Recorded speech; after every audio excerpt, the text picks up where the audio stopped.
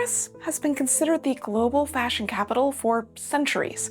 So how have they managed to keep this image up through the Industrial Revolution and actual revolutions? Books, articles, videos, and even entire TV series exist entirely based on the achievement of French chic, that unobtainable laissez-faire attitude, still with perfect taste. A word we don't have an equivalent for in English, let alone a style equivalent.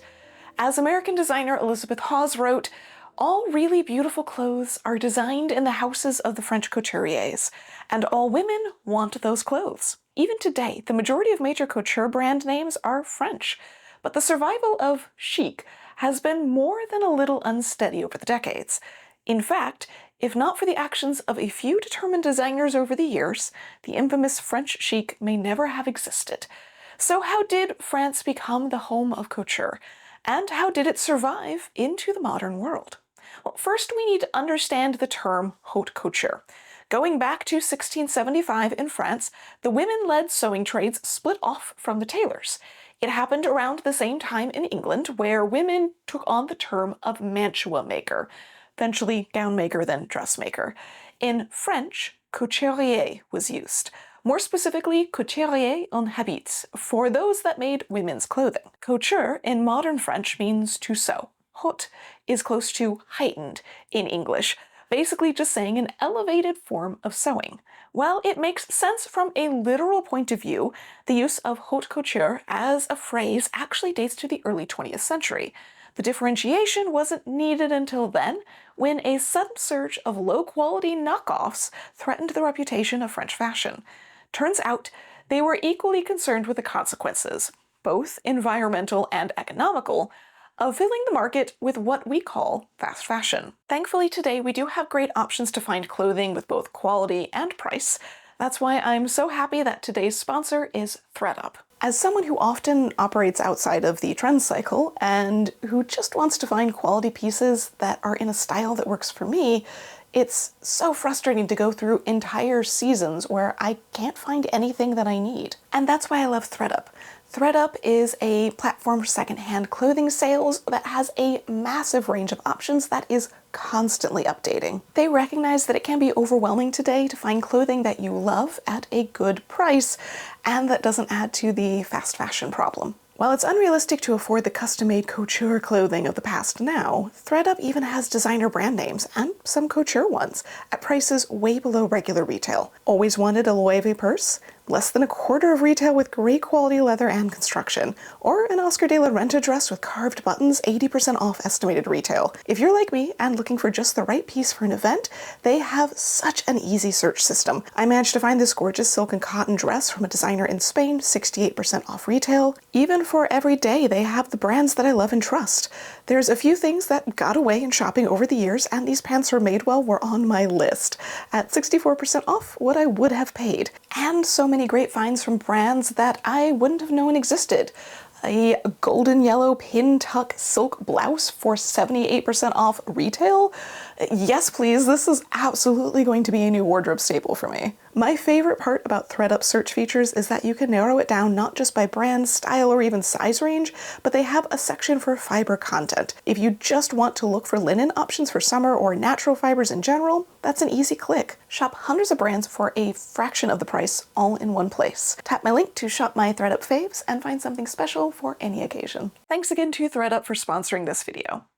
If we go back before the 19th century, most famous makers or designers, artists more than the modern type of designer, were working for royalty. Every court had its range of preferred tradespeople and merchants. Rose Bertin was one of the most infamous names to survive history.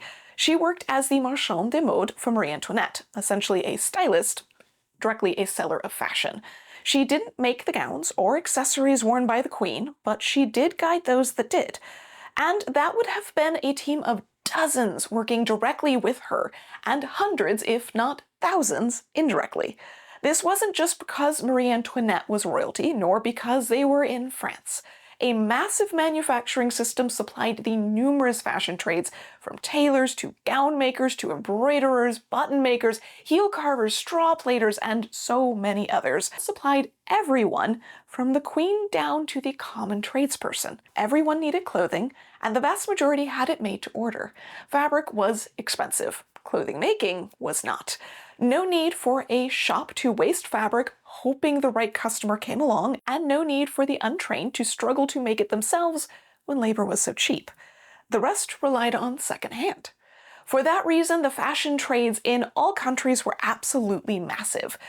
Yet, well before the 19th century, France had garnered the reputation of being a center of fashion. What was actually important at this time wasn't individual people, it was the overall industry.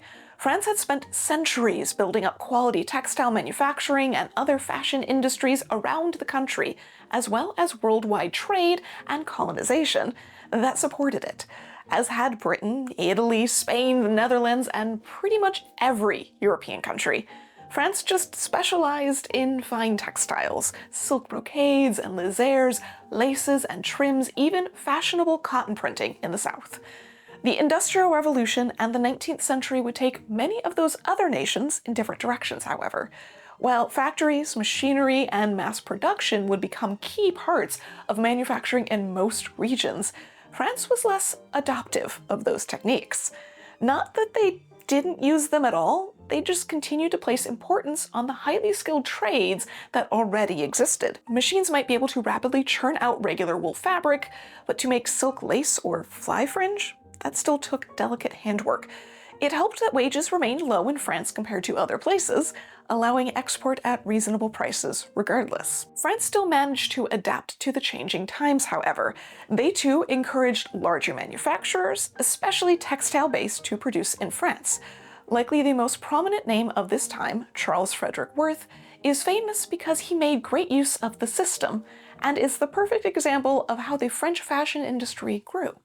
Worth moved from London to Paris in 1845 at age 20 to work in the textile trade, having trained in that field for years already. He worked for various textile sellers, eventually settling in at Gagelin, an extremely prominent company at the time. In addition to silks, they sold mantles and wraps, which needed plain dresses to show them over. So Worth volunteered to design a few. They were a massive hit amongst customers, and they began requesting the gowns as well as the shawls.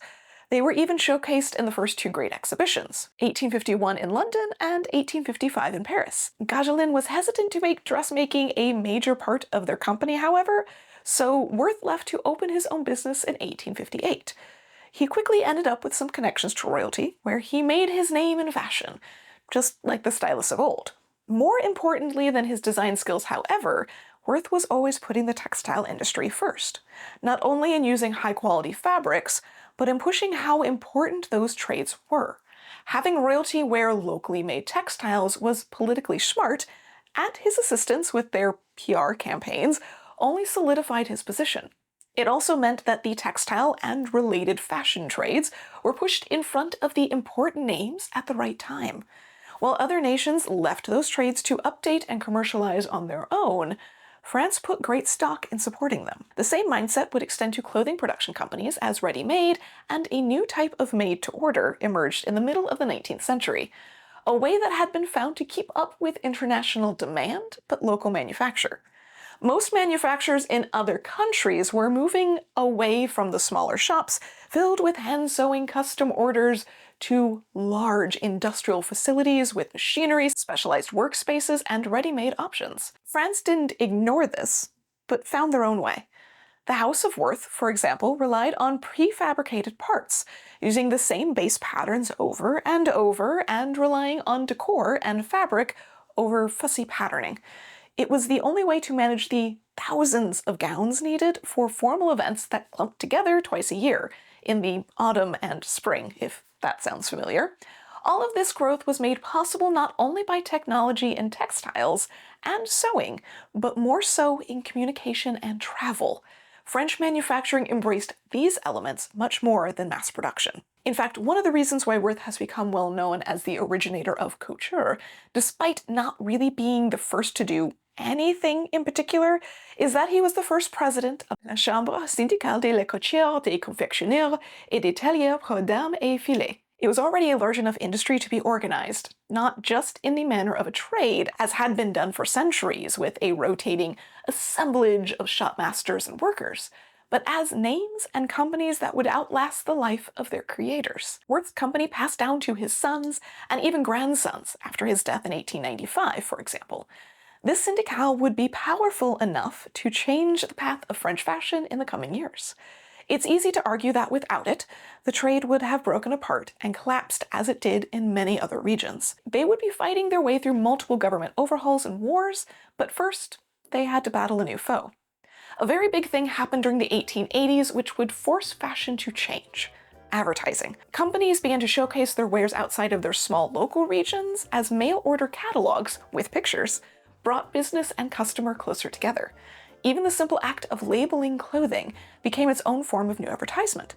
It wasn't a novel idea. Shoemakers had been doing it since the mid-18th century.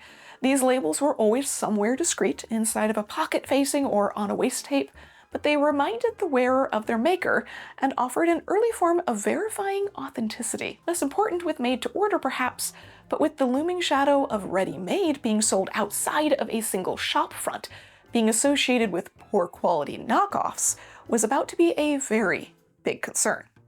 As higher-end fashion houses began to advertise their styles, it was not as a way to bring in new customers, but as a way to avoid stolen designs. Though the printing of their drawn designs did, logically, incur a risk of reproduction, it was riskier to have something floating around without a name on it. Drawings of garments made their way to America to be published in the blooming ladies' magazine business. But to avoid being caught in stealing designs, the artists simply left off the name of the design house. Doubly painful for designers. Choosing when and how to release their own image and designs allowed them to regulate when the images were published, after the garments had already been debuted in person. It still risked that many women would simply take the image to their local dressmaker and have it made up there, but at least their name would be attached to it. To fight this issue as individual couturiers would have been nearly impossible, but as the Syndicale, their rules had to be followed by publishers if they wanted access to any fashion house in France ever again. And there were many major names appearing around this time, most of which have been forgotten in the decades since, but names like Maison Doucet, Nicole, Chereux, Lucille, Calosseur, Hakin created the base of the industry we know today. In order to appeal to the wealthy customer base, especially as the French royal court system disappeared, they developed an entire experience of luxury. It was meant to be overwhelming and oversized. Massive, heavily decorated salons would welcome the women in for scheduled appointments, where they would be managed by multiple employees, most essentially a fitter, vendeuse, and her assistant. Models, mannequins, were always present to show off the latest styles as well, an early format of the modern runway show. Clients would be served drinks and food, encouraged to lounge and observe the variety of styles available, and would not uncommonly spend hours in the salon on a regular basis. It was necessary to not only keep the clients faithful, but to amplify the quality of their clothing over other options. The value wasn't just in the cloth or the stitches. In 1911, the Syndicale took on a new name, simplified a bit to La Chambre Syndicale de la Couture Parisienne. This was the point where the couture separated from the rest of standard fashion production. They had long been at odds with each other, and the couture group had been fairly resistant to swift modern updates. One of the next presidents of the Syndicale would change this in order to revive the original purpose of the group, amidst multiple crises, however. Paul Poiret grew up in this world, working for various fashion houses in the 1900s, including a brief stint designing simpler styles for Worth from 1901 to 1903. He didn't subscribe to the more traditional, slow-moving fashion that aimed at just the most wealthy. Poiret was actually one of the first to start photographing models in clothing, not just famous socialites. He even took his show on the road, so to speak, and traveled with models around Europe to showcase his styles. Yet another step towards the runway. Inspired by Asian styles instead of just Western history, he used bright colors and unstructured silhouettes constantly on the fringe of what was socially acceptable. Worth called him vulgar. Embracing the future of fashion was what was needed in the 19-teens, whether the old guard liked it or not, and Poiret understood that. Just before he was declared president of the Syndicale in 1914, Poiret was fighting Alcan's Silk Label Company in court for producing false labels.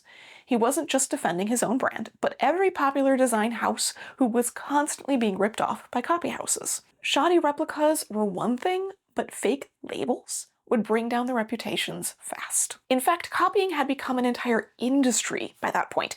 It was a tenuous relationship as designers recognized the value of being imitated in a sort of free marketing way, but they were anxious about the loss of control over their product, especially since most of it was happening overseas.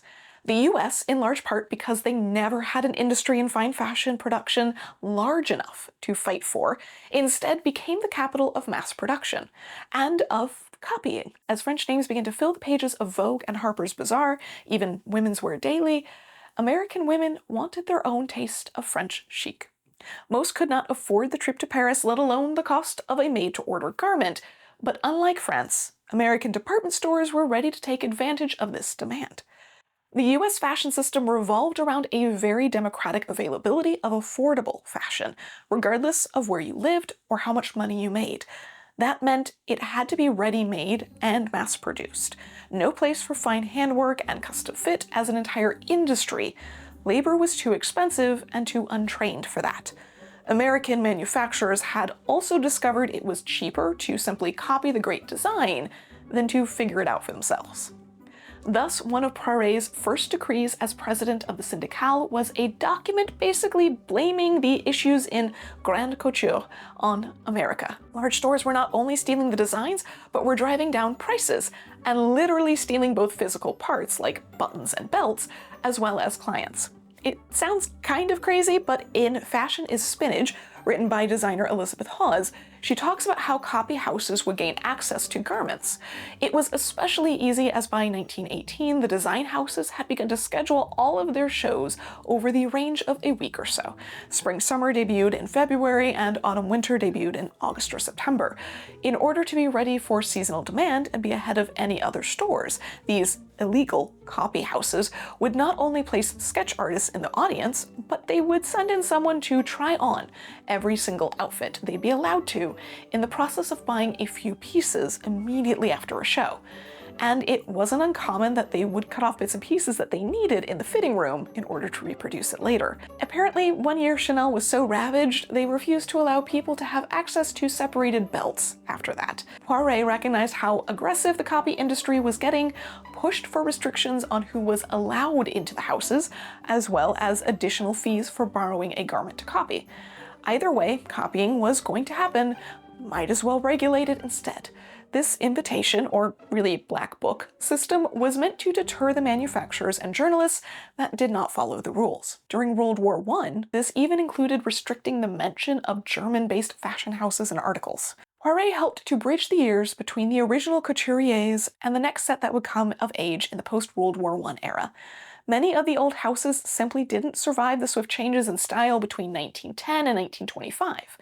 Instead, names like Guillemette, Lanvin, Chanel, Schiaparelli, Vionnet, Macrae, Patou, Molyneux, Lelong, Rocha, Mainbochet, and Piguet filled the magazines. Quite a few of those still survive today, though most went through at least a few years of absence at some point. None of these names would mean anything today if not for the supporting workers, however. Many of this list, and of every list to follow, were trained in various fashion houses before starting their own. The experience of the client in their grand salon with the staff to dote upon them was not the reality for most working within those walls. Behind the scenes, often on other levels of the same building, a small army of stitchers and cutters of varying levels churned out hand-beaded evening gowns and suits bedecked with perfect buttonholes. The industry was far from easy to work in. Long hours and very low pay were standard for the seamstresses.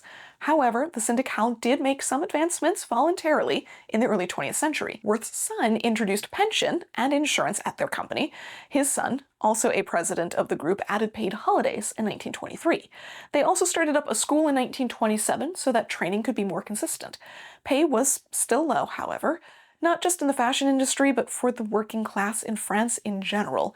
The chic French woman in made-to-order perfectly fitted high-quality clothing was actually a very tiny portion of the population in the early 20th century.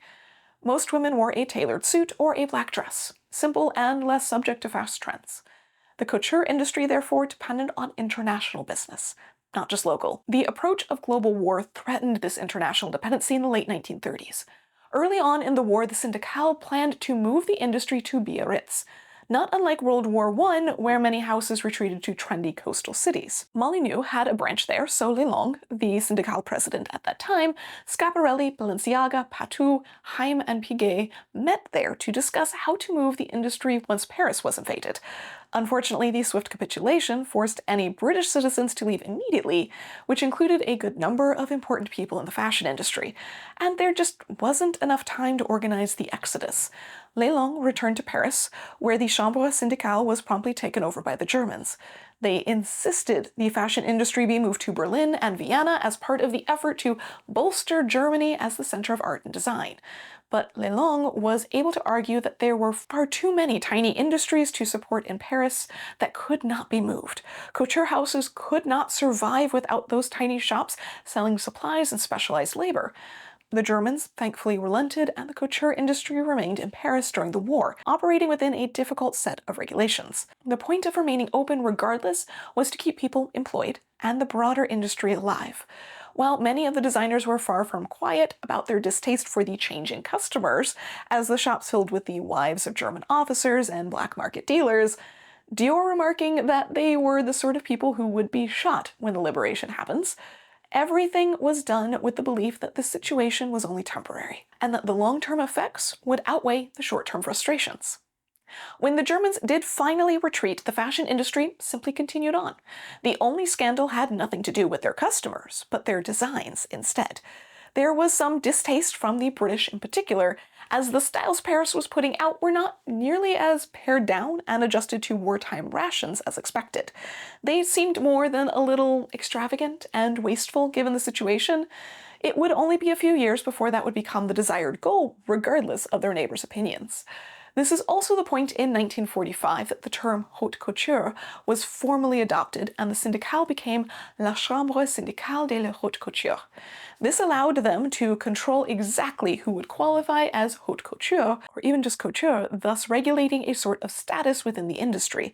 This was in comparison to the ready-made industry termed la confection at that time, which soon changed to Industrie du Vêtement Féminin.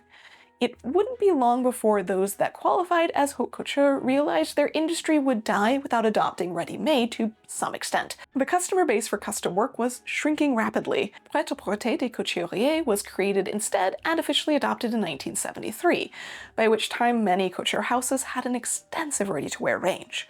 Since that point, the Syndicale has gone through more minor changes to both name and purpose, adding in regular men's and women's wear section to bring them together with haute couture, officially known as La Fédération de la Haute Couture et de la Mode. Currently, there are 15 permanent members of the haute couture section, 8 guest members that are allowed to use couture, but either aren't showing as often or only do ready-to-wear, and every year there are additional invited members that can show on the peak dates for that season, sort of temporary perks but no titles. They have immense control over how the industry is run, not just in France, but extend to global influence as well. It's this system that was necessary to keep the industry stable through so many changes. France has never been, and presumably never will be, the only source of fashion. Other countries created their own specialized fashion industry as well. England had long been the place to go for tailored fashion. Names like Henry Creed and Redfern were the ultimate options for ladies' suits and sportswear. Redfern was so successful that they opened a Paris house as well. Italy, of course, is also incredibly well known for their high-quality fashion, especially leather accessories like shoes and purses. And Milan has its own fashion week.